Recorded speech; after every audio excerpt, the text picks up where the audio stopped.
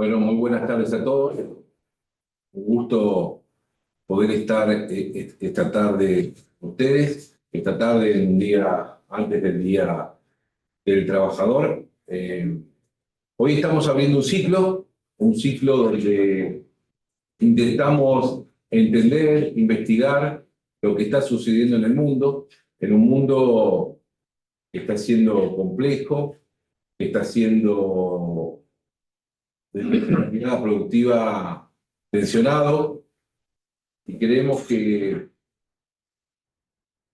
el servicio que tiene que dar la DINVA es tratar de empezar a discutir esas cosas, tratar de primero empezar a entenderlas. Y es por eso que comenzamos este ciclo. Hoy damos con mucho gusto, con mucho placer, recibimos al doctor Jorge Argüello. Es un político y diplomático argentino. Se graduó en Rochester Community High School en Estados Unidos. Luego regresó a Argentina, donde estudió abogacía en la Facultad de Derecho de la Universidad de Buenos Aires.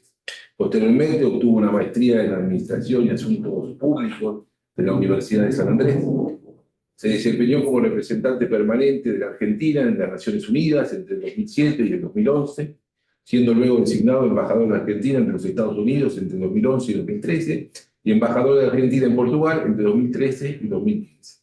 En 2020 volvió a ser designado embajador de los Estados Unidos hasta diciembre del 2023. Creo que ha tenido una extensa carrera que lo llena de conocimientos, de experiencias, que para nosotros es muy importante que pueda compartir algunas. Así que, embajador, lo dejo con la audiencia, con la comunidad metalúrgica. La idea es escuchar la disertación y luego de eso hacer las preguntas por escrito para tener algún orden y poder tener una mayor profundidad. Muchísimas gracias nuevamente por estar. Gracias, presidente. No, muchas gracias. Muy bien. Bueno, buenas tardes a todos, a todas. Créanme que es un verdadero gusto participar de una reunión de estas características. Es un verdadero gusto y es algo bastante inusual para mí. De manera tal que mi satisfacción es doble, porque hablar con los representantes o los protagonistas del desarrollo industrial de la Argentina es ciertamente algo que yo valoro mucho. A modo de rápida introducción y siguiendo lo que el presidente acaba de decir en mi presentación, yo quiero decirles, yo soy un hombre de la política, en realidad he estado 20 años desarrollándome en las actividades legislativas. En el año 2007 me encontraba presidiendo la Comisión de Relaciones Exteriores de la Cámara de Diputados de la Nación cuando fui convocado por el presidente de la República, que en ese momento era Néstor Kirchner, que me designa embajador ante las Naciones Unidas. De manera tal que renuncié a mi banca en el Congreso, me trasladé a Nueva York, en donde viví 5 años siendo como embajador, como representante permanente de la Argentina en lo que todavía era el máximo recinto de la diplomacia mundial. Y les voy a explicar por qué digo todavía era. 5 años después de llegar a Nueva York, fui designado embajador de los Estados Unidos, de manera tal que directamente desde Nueva York a Washington me trasladé. Allí presenté cartas credenciales en la Casa Blanca ante el presidente Barack Obama. Estuve 2 años trabajando en Washington y luego fui designado embajador en Europa, en Lisboa. Así que me trasladé directamente desde Washington a Lisboa. Estuve prácticamente 4 años en Portugal. Los embajadores políticos duran lo que dura el presidente que los designa, de manera tal que en diciembre del 2015 terminó mi mandato en Portugal y volví a la Argentina. Hasta fines del 2019, en el cual fui convocado para ser nuevamente embajador de la República en Washington. En esta oportunidad me tocó presentar cartas credenciales con el presidente Donald Trump, que estaba en su primer mandato de gobierno. Después de 1 año, de relaciones razonables, tengo que decir, no tuvimos inconvenientes serios ni que destacar en la relación bilateral entre Estados Unidos y la Argentina en ese año que me tocó a mí representar el interés nacional en Washington durante el mandato de Trump. Luego de eso vinieron 3 años de la administración Biden, así que los últimos 3 años de mi gestión trabajé con la administración del presidente Biden. Yo creo que si uno tuviera que hacer una descripción del contexto internacional actual, a mí lo primero que se me viene a la cabeza es la palabra incertidumbre, la noción de incertidumbre. ¿Por qué? Porque el mundo se formateó después de la Segunda Guerra Mundial en un conjunto de reglas y de instituciones que para bien o qué sé yo ordenaron la dinámica planetaria, la dinámica global. Uno podía gustarle más o menos las reglas vigentes, pero había reglas. Entonces eso daba una cierta previsibilidad. Y cuando las reglas se rompían, había instituciones a las cuales recurrir para poder corregir esa dificultad. Eso es lo que se está rompiendo. Eso es lo que nos coloca a nosotros en este momento en el punto de cierre del ciclo. Aquellas reglas y aquellas instituciones ya no ordenan el escenario político internacional. ¿Y esto por qué pasa? Y bueno, porque hay un proceso de agrietamiento, sobre todo en las democracias occidentales. Los argentinos creemos que somos los campeones del mundo en materia de grieta y no terminamos de ver que este es un fenómeno que se está verificando en la mayoría de las democracias occidentales, en particular en Estados Unidos. Yo acabo de presentar un libro que se llama Las dos almas de Estados Unidos, que precisamente describe el proceso de agrietamiento social y político que vive esa sociedad, que termina definiendo bandos prácticamente irreconciliables. Hoy uno de esos mandos gobierna y el otro bando está en desbandada para seguir en proceso de reagrupamiento y de reformulación de una estrategia. Pero, a ver, a modo de rápido ejemplo, yo les comento, yo he estado en plenarios en el interior de Estados Unidos, en donde, plenarios en colegios, ¿no? Donde estaban los padres, los miembros de la comunidad educativa, colegios públicos, en donde la discusión era si la religión cristiana debía ser impuesta de modo obligatorio en los colegios públicos. Debates interminables en donde, con resultados dispares. Pero cuando hablo de grieta, pongo este ejemplo para mostrarles que la grieta en Estados Unidos tiene que ver con valores esenciales de la constitución de ese país. Yo le he escuchado decir muchas veces al presidente Biden una frase que es linda, una frase que dice: Estados Unidos es el único país del mundo que no deviene de una dinastía ni de un territorio. Dice, Estados Unidos deviene de una idea. El problema es que hoy no hay acuerdo en Estados Unidos respecto de cuál es la idea que funda el país. Entonces no es lo mismo pararse en las costas o en las grandes ciudades que pararse en el interior profundo de los Estados Unidos, porque uno va a tener dos visiones no solamente diferentes, contradictorias de Estados Unidos y del rol que Estados Unidos debe cumplir en el contexto internacional. Por mi experiencia yo puedo comparar los dos Trumps con los que me tocó interactuar, ¿no? Yo presenté mis cartas credenciales en el Salón Oval de la Casa Blanca en enero del año 2020. Faltaban semanas para la erupción de la epidemia del COVID. Estuve con el presidente Trump conversando en el Salón Oval, después tuve la oportunidad de estar 2 veces más con él en eventos normalmente públicos. Aquel Trump era un Trump que dependía mucho del Partido Republicano. Este Trump es el dueño del Partido Republicano.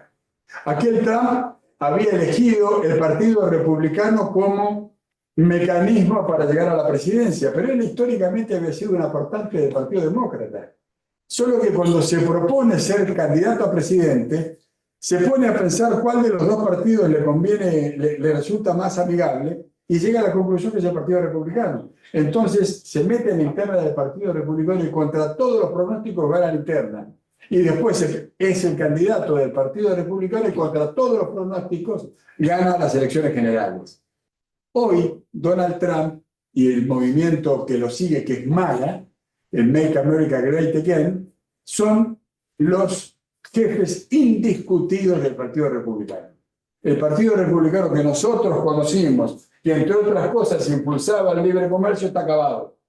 Todo se resume ahora en la figura de Trump y en los think tanks, en los grupos de pensamiento que acompañan la gestión de Trump y que van marcando los pasos que esa administración está dando. Trump sacó varios millones de votos menos que Hillary Clinton en su primera elección. Ganó en cantidad de delegados y por eso fue presidente, pero sacó 3 o 4 millones de votos menos. En este Trump sacó 7 millones de votos más que Kamala Harris. Este Trump tiene mayoría propia en la Cámara, en la Sala de Representantes, la Cámara Baja del Congreso de los Estados Unidos, y mayoría propia en la Cámara Alta, en el Senado de Estados Unidos.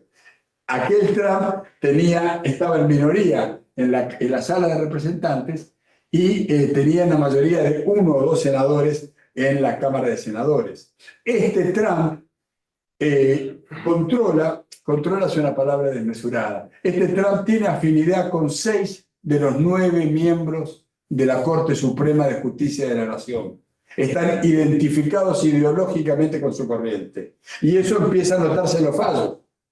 Salvo que atente contra el interés de la Corte, porque hay un fallo reciente que le pone un límite y le dice usted no puede desconocer las órdenes judiciales, en los demás temas que decide la administración de Trump, la Corte acompaña, ¿no? Entonces vemos que tenemos una mayoría, un volumen en la actual administración del presidente Trump que lo hace bastante diferente de aquel de la primera de su primer mandato. Trump no tuvo que negociar con el partido republicano el gabinete. Simplemente él decidió la conformación del gabinete de los Estados Unidos en función de su propio sector. Hace pocas semanas, estuvo aquí en Buenos Aires el presidente de una organización que se llama The Heritage Foundation, que es uno de los think tanks que nutre al gobierno de Donald Trump. Ellos son los que han colocado el director de la CIA, por ejemplo, una cantidad importantísima de funcionarios dentro de la administración, y durante la campaña definieron una plataforma que se conoció como Proyecto 2025, que era tan extrema y tan aislacionista que Trump en campaña tuvo que decir que él no tenía que ver con eso. Pero evidentemente no solo tenía que ver, sino que es la política que está implementando una vez que llega el gobierno a la Casa Blanca. En las primeras horas de gestión del presidente Trump, él hizo una serie de anuncios a través de algo que se llama Executive Orders, o sea, decretos, ¿no? Definiciones de política gruesas, dejando de costado al Congreso. Hizo una serie de anuncios muy importantes, pero a mí me llamó la atención uno.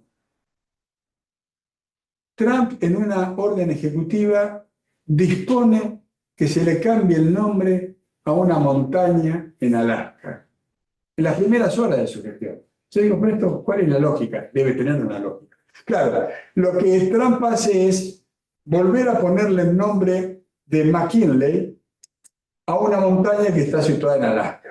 A esa montaña, el presidente Obama le había cambiado el nombre de McKinley por un nombre indígena de Alaska, que es un viejo reclamo de los pobladores originarios de Alaska. ¿Quién fue McKinley? ¿Por qué le pone el nombre de McKinley a esta montaña? Porque él empieza a emitir una señal muy clara. McKinley es conocido como el Napoleón de los aranceles. Este hombre fue asesinado en el año 1901 luego de ser reelecto, pero fue de los presidentes estadounidenses que más elevó los aranceles de importación al mercado de los Estados Unidos. Es famoso por sus políticas proteccionistas y famoso por su política expansionista.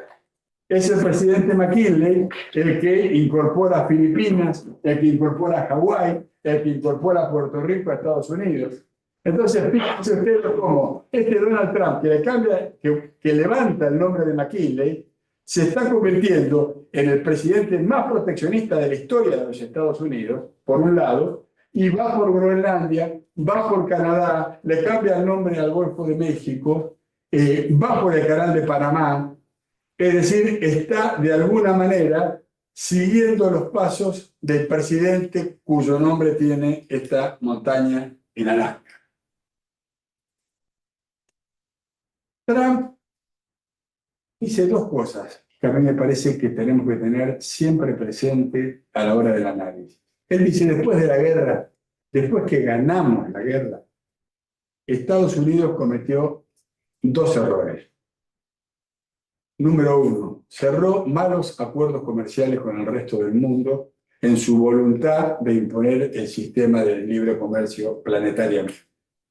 Y número dos, Estados Unidos se involucró en guerras ajenas. Por lo tanto, la respuesta a esas dos deficiencias, digamos entre comillas, que mostró Estados Unidos después de la guerra, Trump quiere corregirlas.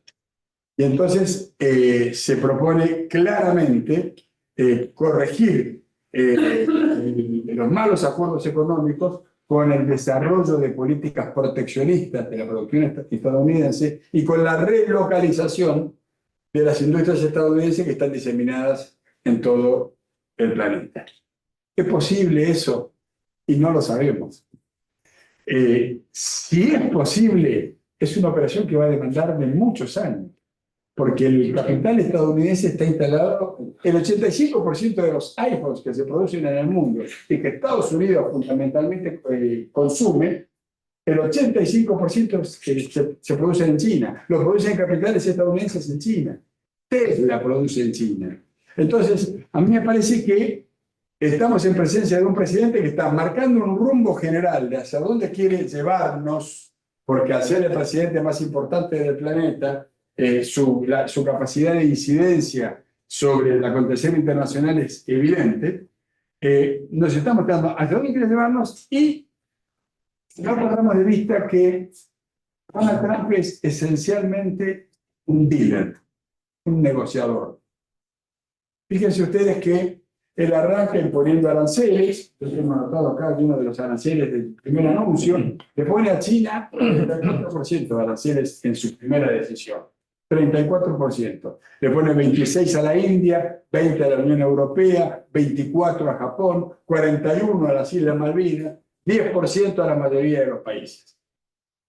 Ahora, empieza la escalada, o sea, toda acción genera una reacción, empiezan las respuestas de los países que imponen a su vez o anuncian la imposición de aranceles con relación a Estados Unidos, y en ese marco Trump decide multiplicar la apuesta con relación a China y establece un periodo de 90 días para el resto del mundo. En estos 90 días que están transcurriendo ahora, lo que la administración Trump quiere hacer es una negociación bilateral. Una con Argentina, una con Italia, una con India, una con cada uno. Una negociación bilateral y de allí mejorar la posición relativa en el comercio bilateral entre Estados Unidos y cada uno de estos países. ¿Por qué no China? Porque China es el objetivo. Lo que está en disputa acá es la hegemonía. Hay una potencia que está claramente en ascenso. Para Goldman Sachs, China va a ser la principal economía del mundo en el año 2050, si no antes, y esto se percibe en Estados Unidos. Por eso, de alguna manera, hay una continuidad en la política exterior de Estados Unidos. Este país que tiene profundos desacuerdos, que se expresan en la grieta estadounidense, tiene algunos acuerdos en materia de política exterior. El principal acuerdo que tienen es lo que ellos llaman la necesidad de contrarrestar, digámoslo entre comillas, la amenaza china. Esa sensación generalizada que hay en Estados Unidos de que China viene por ellos. Xi Jinping, consciente aclaremos una cosa, Xi Jinping es un dirigente chino que va a tener más importancia que Mao en la historia contemporánea de China. Seguramente varios de ustedes habrán estado en China, tendrán presente que no hay prácticamente imágenes de Deng Xiaoping. Deng Xiaoping es el gran reformador de China que convierte a China en una economía competitiva, y uno solamente ve afiches y la imagen de Mao en todos lados. Bueno, Xi Jinping va a gobernar más tiempo que Mao a partir de la última reforma de la Constitución. Es el jefe indiscutible del Partido Comunista Chino, que es el gobierno de la República Popular China.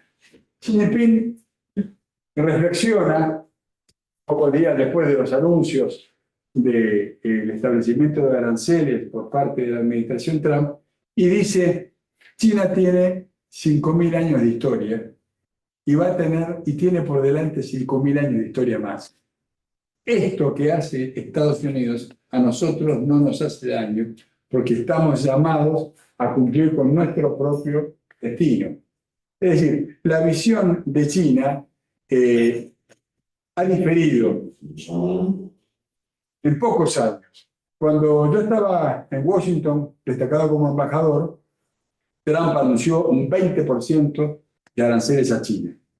Y China respondió aumentando la compra de productos estadounidenses en $200.000 millones. De esa manera, China emite una señal que es: quiero compensar lo que estás perdiendo conmigo comercialmente, lo quiero compensar para que sigamos teniendo una relación normal. Hoy China le contesta a este Trump: vamos a luchar hasta el final. Entonces, hoy estamos con un arancel cruzado que supera el 100%, como ustedes saben, estamos hablando del 145%, con la amenaza de colocar una barrera arancelaria a China del orden del 200%. No quiere decir el cese del comercio bilateral entre estos países. Esto es posible, esto se va a verificar.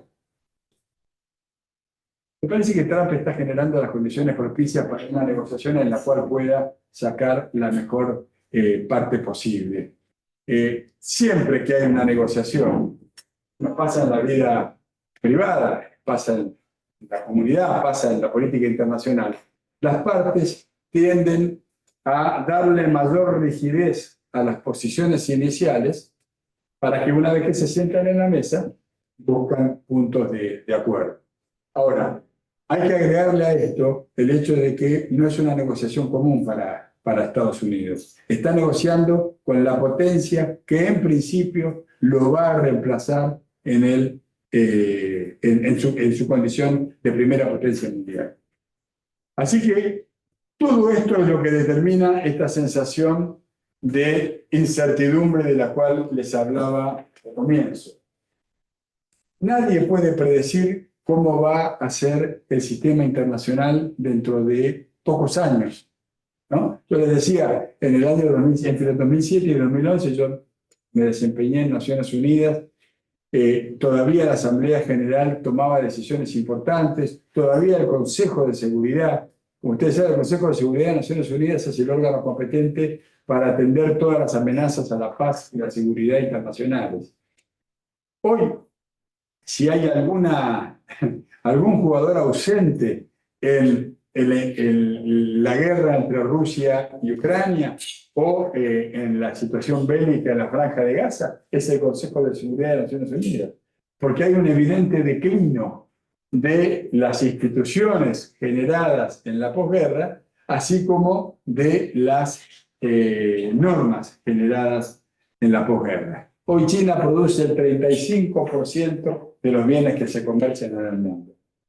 Y Estados Unidos es uno de sus principales compradores. ¿Qué va a pasar como consecuencia de todo este sistema de arancelamiento o todas estas medidas proteccionistas que está impulsando la administración Trump? No lo sabemos. Lo que sí sabemos es que más que una guerra comercial, lo que el mundo está encarando es una guerra monetaria. China está lanzada a reemplazar al dólar como moneda internacional. Por eso ha creado un propio sistema alternativo al SWIFT. El SWIFT es una entidad que tiene sede en Bélgica y que es la que rige todas las operaciones internacionales, basado fundamentalmente en el dólar. Bueno, China ha creado un sistema equivalente que todavía no tiene la dimensión del SWIFT, pero que solo crece, que se llama CIPS. Y el CIPS está basado en el yuan. Y el yuan ahora ha sido relanzado como moneda digital.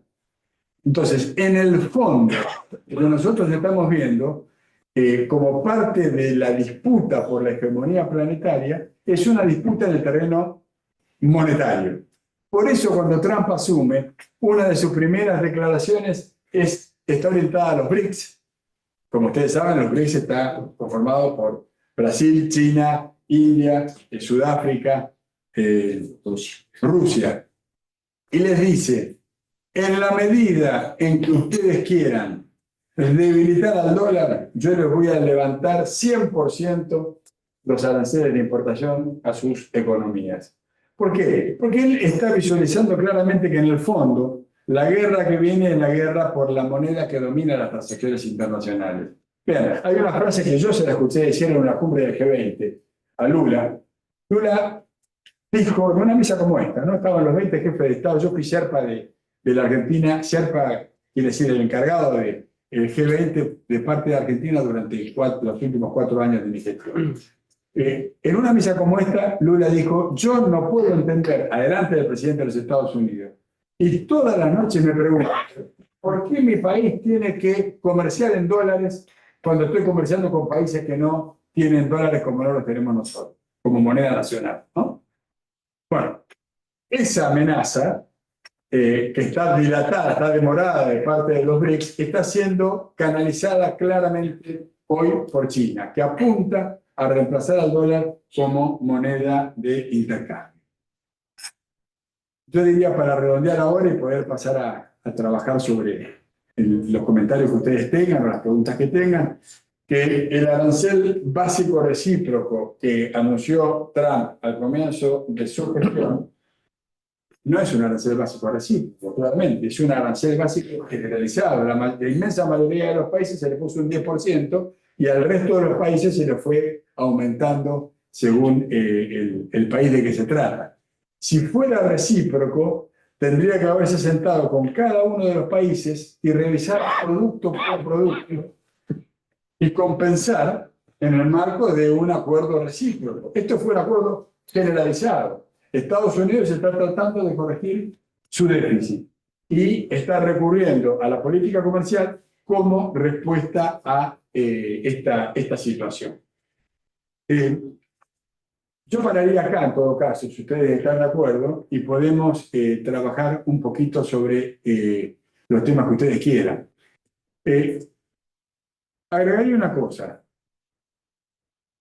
Von der Leyen, la titular de la Comisión Europea, cuando Trump le anuncia a la Unión Europea un 20% de arancel, ellos hacen una contraoferta y dicen, vamos a proponerles un acuerdo de 0%. Es decir, ni ustedes nos ponen aranceles a nosotros, ni nosotros le ponemos aranceles a ustedes. Y para sorpresa de todos, Trump dice que no. Trump dice que no y utiliza una expresión. Dice, no solamente estamos hablando de aranceles, sino que hay otras formas de engaño textual que ustedes utilizan o que los otros países utilizan a la hora de comerciar con Estados Unidos. Y ahí empieza a hablar de las barreras extra arancelarias.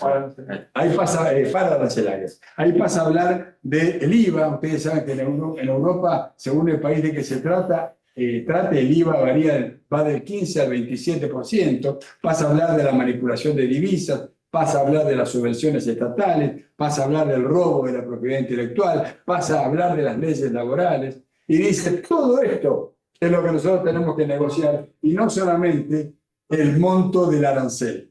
Y por lo tanto le rechaza la propuesta de la Unión Europea y se abre este compás de negociación que la verdad se debe estar verificando en estos días. En lo inmediato, después del anuncio de la barrera de la implementación de aranceles por parte de Estados Unidos, en los primeros 3 días, 75 países pidieron reunión, de a uno. Por lo tanto, se está verificando exitosamente la estrategia del presidente Trump. Él lo que quiere es abrir una mesa de negociación bilateral, como decíamos recién, con cada uno de los países y de esa manera mejorar la situación relativa de los Estados Unidos y corregir uno de los 2 errores históricos que Trump dice que cometió Estados Unidos después de la guerra, el primero de los cuales fue cerrar malos acuerdos o acuerdos comerciales inconvenientes para los Estados Unidos.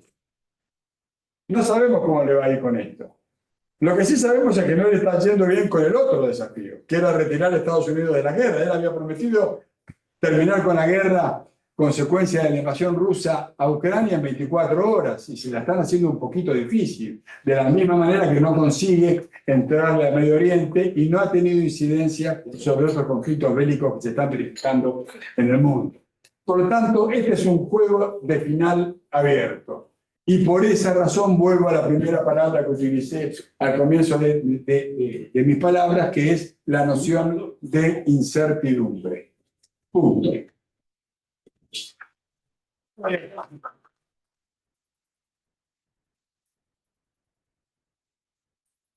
Unas preguntas. Recordamos a los que están conectados que las tienen que formular a través de la opción preguntas y respuestas del Zoom por escrito. Tenemos una pregunta de una participante remoto que dice: en Estados Unidos la grieta está totalmente representada por dos partidos. Aquí la grieta nos atomiza. Eso es una debilidad y una gran diferencia. ¿Qué podría opinar? Sí, es cierto eso. Estos procesos de grieta que se están verificando, insisto, en la mayoría de las democracias occidentales, ha debilitado a las democracias occidentales. Están en jaque. Ustedes fíjense que hay una suerte de hilo invisible que une a diferentes líderes del mundo. Estoy pensando en Putin, estoy pensando en Orbán, estoy pensando en Meloni, en Bolsonaro, en Trump, en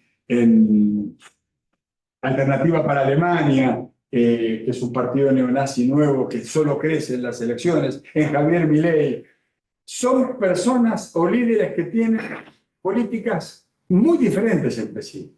Si hay una política distinta de la de Trump para aplicar en la Argentina, la política del presidente Milei. Sin embargo, forman parte de lo que el presidente Emmanuel Macron llama la internacional reaccionaria. Es decir, forma parte de una entente, un reconocimiento de una serie de líderes de derecha, de extrema derecha, que emergen como consecuencia de los procesos de agrietamiento de las sociedades occidentales. ¿Y por qué hablo solamente de las democracias occidentales? Porque yo no sé bien qué es lo que pasa en China. Nosotros no tenemos una noción epidérmica de lo que pasa en la India, pero sí vemos claramente lo que pasa en las democracias occidentales. Y entonces digo, como suscribo lo que dice esta persona, diciendo sí, los procesos de agrietamiento debilitan naturalmente a nuestras democracias y han abierto una fase que todavía no es reconocida. Es decir, estamos navegando en aguas inciertas, sin cartografía, porque nunca antes navegamos por estas aguas y sin brújula. Así que vamos a ver cómo se desarrollan los acontecimientos para ver qué nueva forma va a tener el relacionamiento entre los países en el futuro inmediato, no dentro de 50 años. Otra pregunta. ¿Supone que es el fin de las instituciones supranacionales o cree que existen condiciones para que retornen a tener un papel importante en la geopolítica? No, yo creo que es el fin del orden, por lo menos del orden que se estableció después de la guerra. Los que ganaron la Segunda Guerra Mundial diseñaron el nuevo orden internacional. Crearon, a partir de un acuerdo que se llama el Acuerdo de Bretton Woods, que es un complejo hotelero que está en la costa este de los Estados Unidos, se reunieron los ganadores de la guerra más China y dijeron, bueno, vamos a crear una serie de instituciones y una serie de reglas. Las instituciones son la Asamblea General de Naciones Unidas, el Consejo de Seguridad de Naciones Unidas, el Fondo Monetario Internacional, el Banco Mundial, el GATT, que después devino en la Organización Mundial de Comercio. Todas estas instituciones ya están en retirada. Yo llegué a vivir la Asamblea General de Naciones Unidas como un protagonista de la política internacional. La Asamblea protagonizaba la política internacional. Hoy es irrelevante. Fíjense que como consecuencia de la crisis del 2007-2008, el presidente Bush toma la decisión de desempolvar una vieja herramienta que estaba en algún lugar metida, que se llamaba G20. G20 había sido creado en 1999, después de una década de crisis económicas y financieras que se habían verificado en la periferia del mundo. Estoy pensando en los tigres asiáticos, estoy pensando en la crisis de Brasil, en la crisis de Turquía, en la crisis de Rusia, en la crisis de México. Un proceso que se verificó a lo largo de los años 90 y que termina o corona con la crisis del 2001 en Argentina. Los países centrales, para atajar las consecuencias de la crisis de la periferia e impedir que lleguen al centro, generan un ámbito en donde coparticipan los países más desarrollados del mundo con los países en vías de desarrollo. Entonces se forma el G20, que está integrado por el G7 o el G8, según Rusia haya invadido o no algún país. Bueno, pongamos algún país,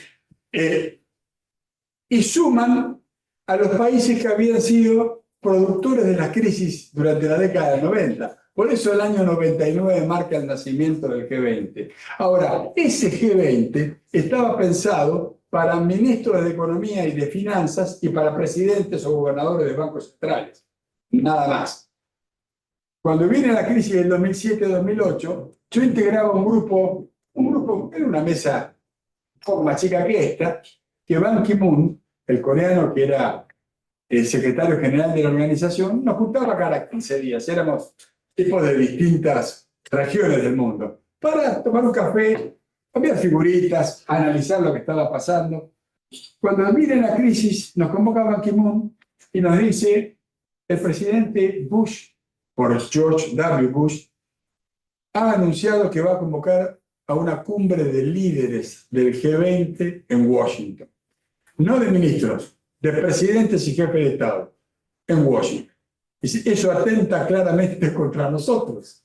Entonces, discutimos un poco y lo comisionamos. El secretario general tiene que viajar a Washington, reunirse en la Casa Blanca con el presidente Bush, plantearle que si la reunión del G20 se va a hacer con los 20 jefes de Estado de los países del G20, por lo menos debe hacerse en la sede de Naciones Unidas en Nueva York. Se tomó el tren, el secretario general llegó a Washington, se reunió con el presidente Bush, al otro día estaba de vuelta en Nueva York. Nos convoca y nos dice: el presidente Bush me ha invitado a participar de la cumbre del G20 que se va a hacer en Washington con voz, pero sin voto. Para mí, esa reunión, ese episodio, marca el comienzo del decline de los organismos multilaterales que son objeto de la consulta que se me acaba de hacer. Allí emerge el G20 con las cumbres de jefes de Estado y de Gobierno que se reúnen una vez por año, a veces dos. Ha habido años en donde se han reunido 3 veces.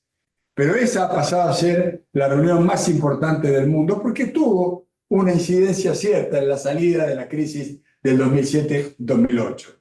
Ahora, yo les comentaba, yo fui Sherpa de la Argentina en el G20 durante 4 años. Atendí la cumbre de jefes de Estado y de Gobierno de Arabia Saudita, de Italia, de Indonesia y de la India. En el año 23 viajé 4 veces a la India para preparar la cumbre de jefes de Estado que se celebró en noviembre. Este año, el año pasado, este año la presidencia del G20 está en cabeza de Sudáfrica. La reunión más importante del año es la reunión de jefes de Estado, pero la segunda reunión más importante es la cumbre de cancilleres. Ya se hizo la cumbre de cancilleres en Sudáfrica. Estaban todos los cancilleres de todos los países del G20, salvo el secretario de Estado de los Estados Unidos. Y ni siquiera mandó un embajador. Estaba la encargada de negocios de Estados Unidos sentada al lado de Lavrov, que es el canciller de Rusia, y sentada al lado del resto de los cancilleres de los países miembros del G20. Esto tenemos que leerlo como una señal. El multilateralismo, sea que se exprese en una asamblea que tiene 193 bancas, como es la Asamblea General de Naciones Unidas, sea que se exprese en una mesa como esta que tiene 20 asientos, está en crisis. Está cuestionado. Está en proceso de reformulación. ¿Por qué? Porque el país que impulsó el orden internacional generado a partir de 1945, es el país que hoy está dinamitando ese mismo sistema. Así que tenemos que estar atentos a cómo evoluciona la cosa. Aquí tenemos dos preguntas que se pueden conectar. La primera decía, ¿las posiciones arancelarias que Argentina exporta a Estados Unidos son competencia o complementarias? Esa es una. Y la segunda es, ¿cuál es su visión sobre el comercio internacional? ¿Qué recomendación puede darnos a la industria que conforma esta entidad?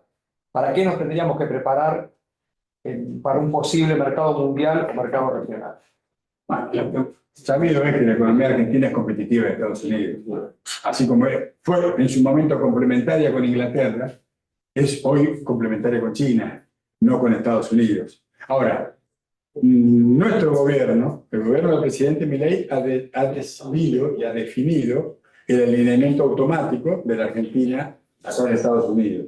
Que si ustedes me preguntan, yo creo que no es un alineamiento automático atrás de Estados Unidos, sino que lo que el gobierno del presidente Milei ha decidido es un alineamiento automático atrás de la figura de Donald Trump y vinculada a esta internacional reaccionaria de la cual habla el presidente Emmanuel Macron.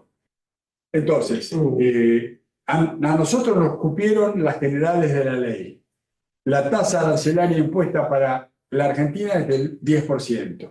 Argentina se apresura, que fue de los primeros de estos 75 países que les mencionaba recién, que las primeras horas pidieron pista para inaugurar un diálogo bilateral y buscar un nuevo acuerdo. Argentina fue de los primeros. ¿Se acuerdan que inclusive cuando el presidente Milei viajó a Estados Unidos en una cumbre de estas cumbres conservadoras que él suele atender, él dijo, vamos a llegar primero que todos, en respuesta a una declaración del hijo de Trump, el hijo de Trump, que había dicho, los países que lleguen primero son los países a los que le va a ir mejor en la negociación.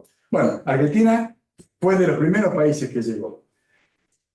Y ofreció acomodar la legislación nacional a las necesidades del comercio bilateral con los Estados Unidos. No sabemos bien qué quiere decir eso, pero evidentemente está lanzada una negociación que le cabe a la Argentina y le cabe al resto de los países. De final incierto. Estamos dentro del plazo de 90 días al cual hacíamos referencia hace un rato, y ese plazo está corriendo para todos los países. Lo que no podemos nosotros dejar de tener bien presente es que el vínculo bilateral más importante del mundo es el que vincula a Washington con Beijing, a Beijing con Washington. Todo el accionar del resto de los jugadores del tablero internacional están condicionados al vínculo principal que se expresa entre China y los Estados Unidos. Número uno. Número dos. Yo estoy convencido que la Argentina necesita multiplicar vínculos, no achicar su número de vínculos. Y hoy estamos achicando nuestro vínculo.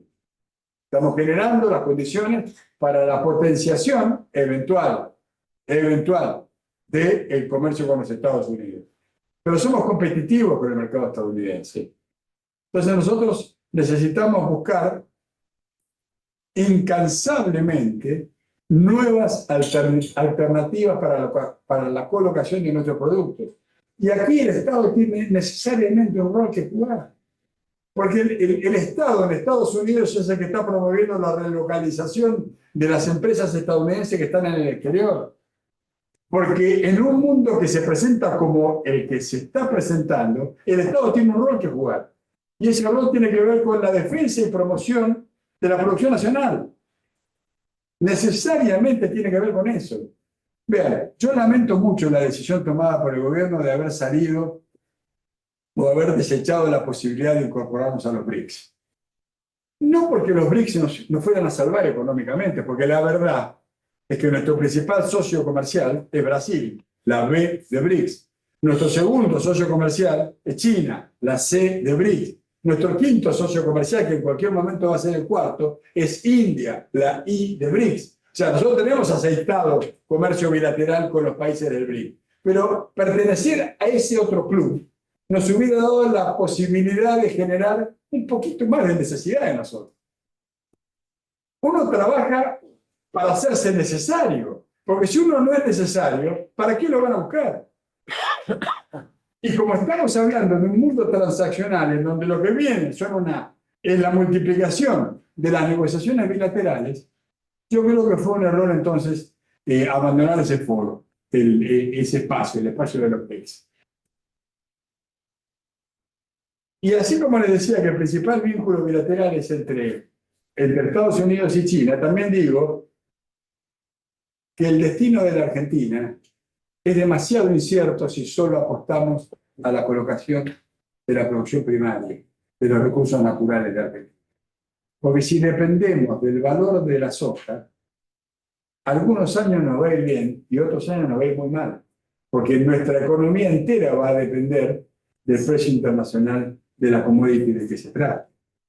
Entonces, me parece a mí que ahí hay un rol insustituible que el Estado debe cumplir. Y me parece que lo mejor que podemos hacer es hablar y hablar mucho de estas cosas para influir sobre la agenda que la Argentina tiene por delante. Bueno, acaba de responder una pregunta aquí que estaba vinculada con la entrada o la no entrada a los BRICS. Y hay una que está conectada, que es ¿qué papel tiene el Mercosur? ¿Tiene valor para Argentina? Sí, y tiene más valor potencial que el valor que tiene hoy. Si nosotros tuviéramos una estrategia nacional y esa estrategia nacional fuera concurrente con el resto de los países que integran el Mercosur, nuestro valor agregado sería infinitamente mayor. ¿Por qué? Porque Argentina tiene un mercado de 45 millones de personas. Eso nos hace ser jugadores prescindibles en la negociación global. Si nosotros definimos un mercado consumidor más importante, también podemos definir que ese mismo mercado sea un mercado exportador importante. Para eso nosotros necesitamos del Mercosur. Un Mercosur que tiene que ser reformulado, que tiene que ser vuelto a armar. Pero así como está el ejemplo de la industria automotriz, ese ejemplo se puede multiplicar en distintas ramas de la producción y generar las condiciones de necesidad de economías como las nuestras.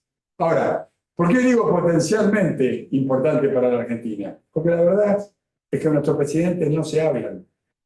Es más, se insultan. Entonces, las condiciones atmosféricas, para llamarlo de alguna manera, no son propicias para la potenciación o para la reformulación de este espacio, que básicamente para nosotros significa un espacio que mejora nuestras condiciones de negociación. No son propicias. Así que bueno, esa es la respuesta. Tenemos alguna pregunta más. China y Japón sean los mayores acreedores de Estados Unidos. ¿Cómo puede influir en la negociación? Hay que ser precisos con esto, porque yo lo escucho mucho decir que China es el principal tenedor de bonos de los Estados Unidos. Primera definición, eso no es correcto. El primer tenedor de bonos de los Estados Unidos es Japón. El segundo tenedor de bonos de los Estados Unidos, los bonos del Tesoro, es China. Ahora, la suma de todos los países que tienen bonos de Estados Unidos da el 27% del total de bonos del Tesoro que emitió Estados Unidos. Porque el 76% o 74% está en manos de estadounidenses, de ciudadanos de Estados Unidos. Entonces, la amenaza, tomémoslo con un poquito más de pinza. Porque además, los países que tienen muchos bonos del Tesoro necesitan que al Tesoro no le vaya mal. ¿Por qué? Porque sus propias reservas están colocadas en los bonos del Tesoro de Estados Unidos. Pero insisto, el 70 y pico, 74 o 76% de los bonos del Tesoro están en cabeza de ciudadanos norteamericanos y solamente el 20 y tanto por ciento está en cabeza de, en primer lugar, Japón, en segundo lugar, China, y después hay una serie de otros países, otras economías. Tenemos otra pregunta que es, así como esta vez Trump parte con un mayor volumen de poder, parece tener una ventana de tiempo más estrecha. No puede ser reelecto y su política de aranceles podría eventualmente acelerar la inflación y hacerlo perder la elección de medio término. ¿Cuál sería el después de Trump en Estados Unidos? Bueno, eso está por verse. La verdad que el Partido Demócrata es un partido que está en dispersión, ha sido derrotado. La derrota es así, lo estamos viendo con el peronismo acá. No hay liderazgo unificador, no hay discurso único, no hay iniciativas compartidas. La derrota es así. Eso le está pasando al Partido Demócrata. Tal vez la ventaja del Partido Demócrata sea que no hay una personalidad política que opaque a las demás e impida el nacimiento de nuevos liderazgos. El Partido Demócrata está horizontalizado. Ahí estamos viendo en los diarios que se producen reuniones, por ejemplo, que convoca el senador Sanders del estado de Vermont o la chica Ocasio de Nueva York, que juntan 20, 25, 30 mil personas. Eso no es un dato de recuperación. El Partido Demócrata tiene todavía por delante un proceso de reconstitución de un liderazgo y de un discurso. ¿Por qué? Porque el Partido Demócrata perdió su base electoral, fue desplazada. Los trabajadores del cinturón industrial de los Estados Unidos votaron por Trump, no votaron por los demócratas. Las minorías votaron por los demócratas. Pero los demócratas perdieron la elección y están en una situación muy complicada ahora. ¿Es para siempre? No, por supuesto que no es para siempre. Ninguna derrota es para siempre. Pero se trata, bueno, de diseñar una estrategia capaz de construir las condiciones políticas propicias para volver al gobierno. Esta era una parte. ¿Cuál era la otra parte de la pregunta? Era después de Trump, digamos. Entonces, después de Trump es muy incierto. No, pero había otra cosa que me mencionó recién. Medio término. Las elecciones de medio término. Trump no está mostrando los resultados que prometió. En su ansiedad fijó pautas temporales que no se están verificando en ninguna de las prioridades que el gobierno está mostrando. Su mayoría en la en la sala de representantes, la Cámara Baja, y su mayoría en el Senado es mínima. Es mínima. Es mayoría, pero es mínima. Históricamente, las elecciones de medio término de los presidentes, en las elecciones de medio término los presidentes estadounidenses son derrotados. Por lo tanto, es posible, y más que posible, probable, que en las elecciones de medio término que vendrán el año que viene, el gobierno de Trump pierda la mayoría, si no en las dos, en una de las cámaras, porque es una mayoría bastante precaria. Bueno, ahí empieza otro cantar. ¿Por qué? Yo les contaba al comienzo que fui muchos años diputado, pero no es lo mismo ser diputado en un país como la Argentina que ser diputado o senador en un país como Estados Unidos, porque el involucramiento de las cámaras del Congreso en el sistema de toma de decisiones es mucho más determinante que el que se verifica en otras democracias. Entonces, me parece a mí que eso va a forzar a una gestión a tener una vocación mucho más negociadora. Hoy es arrolladora. Trump se ha convertido en el jefe indiscutido, como decíamos al comienzo, del Partido Republicano, y el Partido Republicano hoy ostenta mayoría en las dos cámaras del Congreso y en la Corte. Ahora, la situación no es definitiva para nadie, las elecciones de medio término sí pueden afectar ese resultado. Estamos en todas las 16, digamos, dentro de los horarios. Bueno. Nos sobró un minuto. Yo quiero agradecerles mucho la posibilidad de venir a conversar con ustedes, de venir a compartir con ustedes la propia experiencia y la visión que uno tiene de la dinámica internacional.